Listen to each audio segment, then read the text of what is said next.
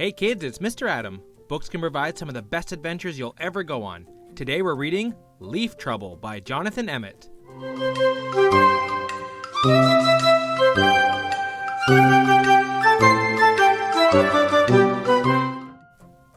A fresh breeze blew across the woodland, tickling the tall grass and trembling the trees.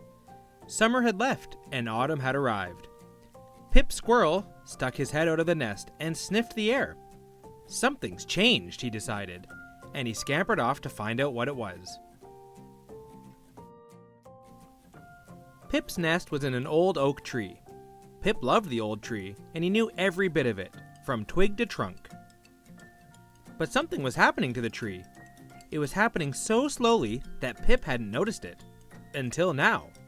He skittered to a stop and stared at the leaves beside him. He was so surprised that he let go of the trunk. Wah!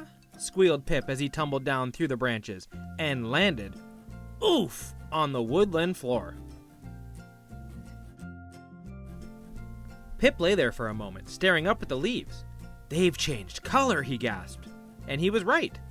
The last time Pip had looked closely at the leaves, they had all been green. But now there were lots of colors. Yellow and orange, and even red. As Pip watched, one of the leaves dropped off and drifted down toward the ground. He jumped up and ran after it and caught it in his paws. But even as he reached it, another leaf began to fall. Pip ran after the second leaf and just managed to catch it before it touched the woodland floor. Not again, gasped Pip as the third leaf began to fall. Pip was still racing around, trying to catch the falling leaves, when his sister Blossom scurried up. Good, panted Pip. You're just in time. Just in time for what? Asked Blossom. To help save the tree, puffed Pip. It's falling to pieces. But that's been happening for days, said Blossom, pointing to the leaf-covered ground.